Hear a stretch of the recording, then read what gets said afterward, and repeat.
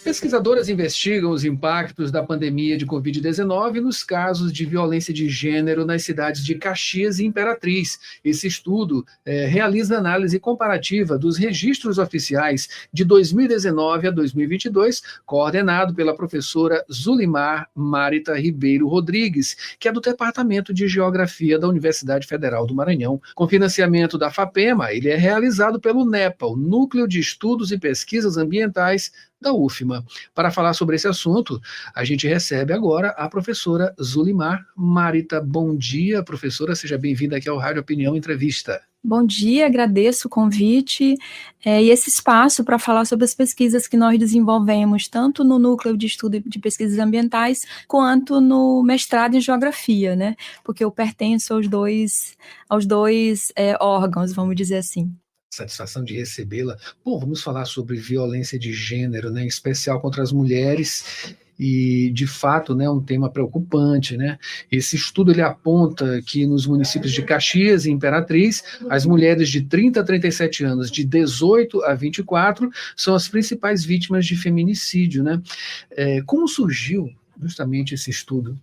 Então, eu sou do Departamento de Geografia, então a ideia é como a geografia pode ajudar a entender esse problema, que é um problema histórico, né? A violência contra a mulher. Então, a gente vem trabalhando na perspectiva de uma geografia feminista, tentando entender, por exemplo, como dizem algumas autoras da geografia, sobre os espaços do medo. Então, a Leslie Kearney, que é uma geógrafa canadense, ela tem um livro que nos baseia há bastante tempo, que fala a cidade feminista, a luta por um espaço desenhado pelos homens. Então, ela diz basicamente que a identidade de gênero, ela molda a forma como nós nos movemos pela cidade. E ela identifica, então, dois espaços de medo, né, nas cidades e para as mulheres, sobretudo. A casa, que deveria ser o lugar mais seguro, mas é o local onde ocorrem as violências, os feminicídios, as agressões de um modo geral, e as ruas. Né? Então, ela afirma que nós, mulheres, principalmente, nós temos mapas de medo e insegurança nas cidades.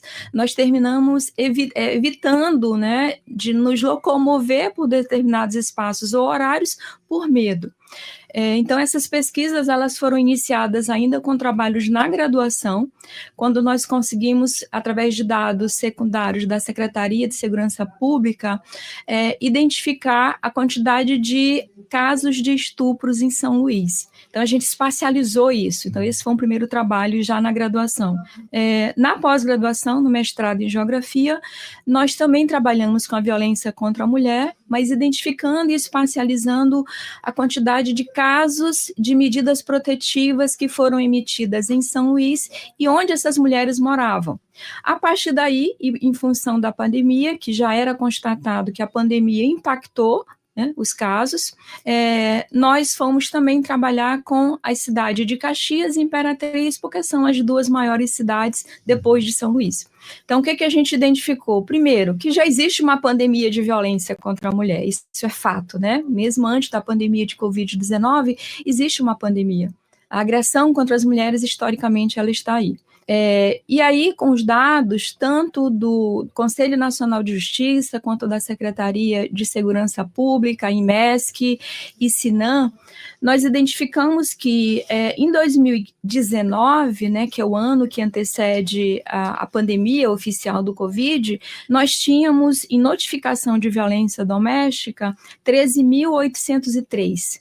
Em 2020, esse número baixou para 6.283, ou seja, o primeiro impacto, a metade. O primeiro impacto foi da diminuição da notificação, né? Então, a gente sabe que um dos aspectos da pandemia foi o isolamento social, ou seja, as mulheres ficaram, de fato, agora trancadas nas suas casas, né, com seus agressores, porque, como eu mencionei, é o espaço do medo, quando deveria ser o espaço da segurança, ou seja, o primeiro dado, né, do impacto dessa pandemia foi a redução do número de notificações, mas em compensação, o número de feminicídios aumentou. Então, em 2019, nós tínhamos 27 notificações de feminicídio no Maranhão. Em 2020, nós passamos para 115. Olha só. É um contraste muito grande, né? Ou seja, até gigantesco. Um salto gigantesco. Até porque antes, essa denúncia, essas notificações de violências, elas eram feitas presencialmente, nas delegacias especiais. Recentemente, a Casa da Mulher Brasileira criou uma forma de notificação online. De maneira remota. De maneira remota. Né? Mas mesmo quando a gente está discutindo essa acessibilidade dessas mulheres, a um simples celular, a uma internet, né? Então a acessibilidade também não é para todas. Ou seja, a gente observa que tem uma questão da vulnerabilidade de algumas mulheres, porque como você já mencionou através dos dados da nossa pesquisa, quem são essas mulheres? Né? São mulheres jovens, são mulheres pretas e pardas, né?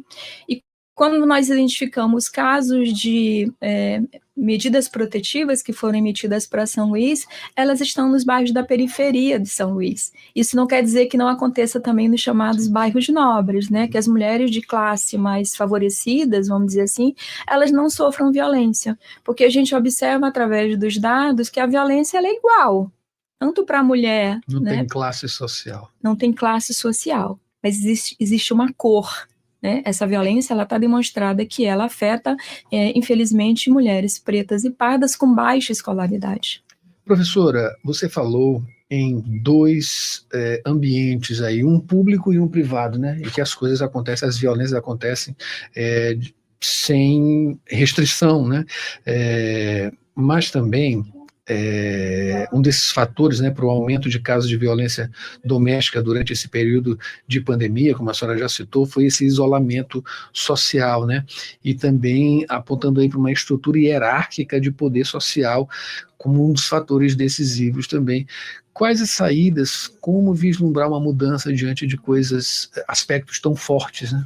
Então, de fato, a violência contra a mulher, ela é um problema muito complexo. Né? Por isso que a gente traz também essa análise da geografia. A gente observa que nós já temos uma legislação, né, bem consistente, porque se a gente for resgatar, e a gente tem desde 2006 a Lei Maria da Penha, 2015 a Lei do Feminicídio, né, e como essa legislação tipificou esse tipo de violência, mas ainda falta muito, e eu vejo muito na questão de como a gente precisa trazer mais esse tema para algumas instituições, como a escola, como a igreja, né? Então é um tema que tem que ser falado, divulgado. Eu, inclusive, questiono porque as minhas primeiras alunas que eu orientei eram mulheres. E agora eu digo que eu estou chamando os homens para falar sobre isso, porque eu acho que talvez os homens falando mais sobre isso sensibilize mais. Porque enquanto nós, mulheres, estivermos falando sobre uma dor que só nos atinge, né, parece que fica difícil mostrar o quanto isso é pesado, porque o feminicídio ele é o auge, né, é a finitude da vida, mas a gente sabe que ser mulher não é fácil nesse país, porque a gente vive constantemente sofrendo de violências físicas, morais, né, patrimoniais. Então eu convoco muito essa popularização do tema para se falar mais sobre isso, que se levem às escolas, que se levem às igrejas também, porque a gente sabe que tem um viés religioso nisso. E uma capilaridade grande também. Uma capilaridade grande, porque a gente tem ainda uma história de que o que Deus uniu, o homem não separa. Sim. Então muitas mulheres, elas permanecem em relacionamentos tóxicos em função também de um viés religioso.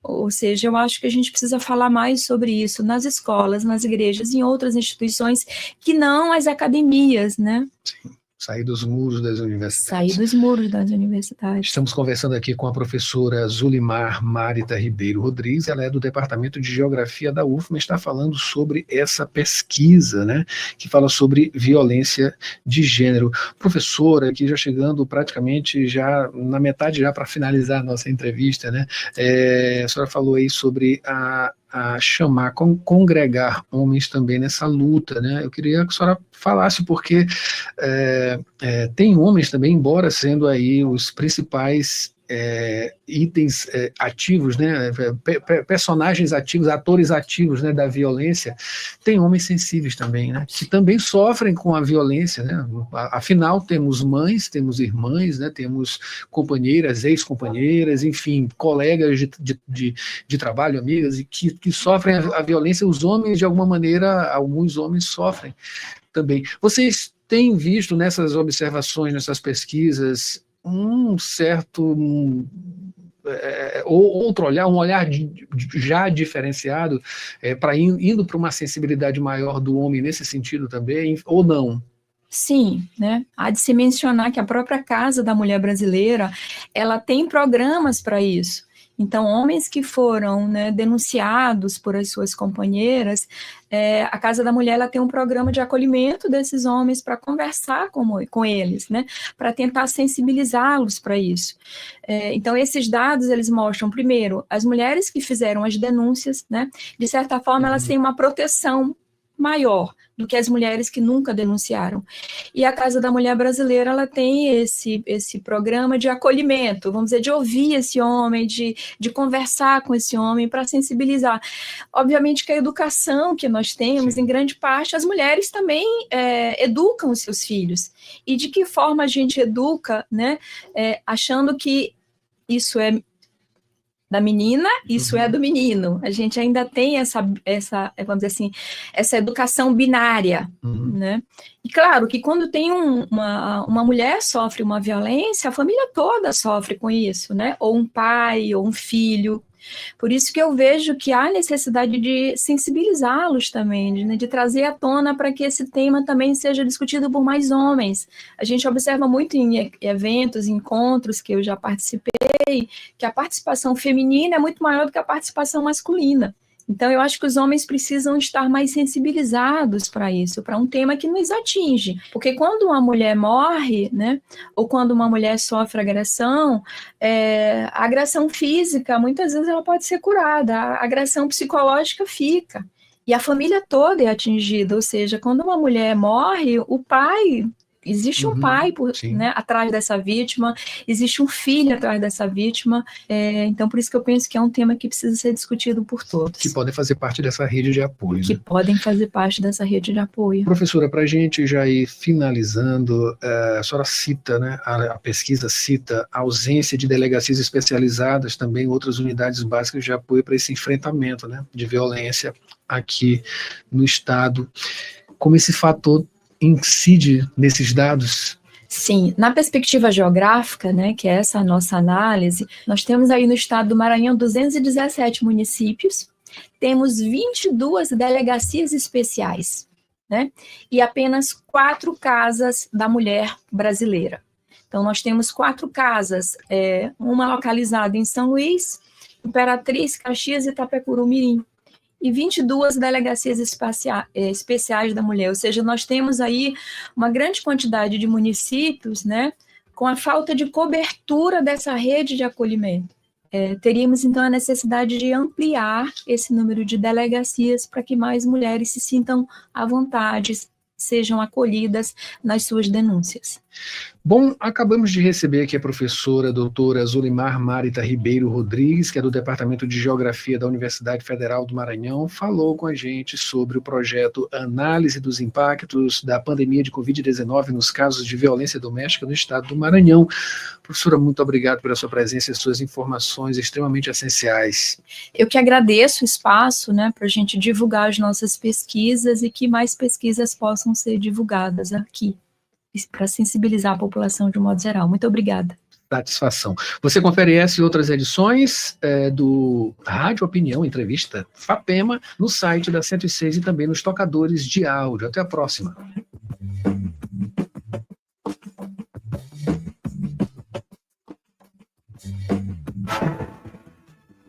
É isso aí, Mara Nogueira, finalizando aqui o Jornal Rádio Universidade desta terça-feira, mandando um abraço aqui também para o Edinho Souza. Edinho Souza, acompanhando a gente aqui diariamente o Jornal Rádio Universidade, assim como outras pessoas também, através do WhatsApp, nosso YouTube também. Pessoal, a gente volta amanhã com mais informações. Fiquem agora com Mayra Nogueira e muita música boa no Sessão das 8. Um bom dia.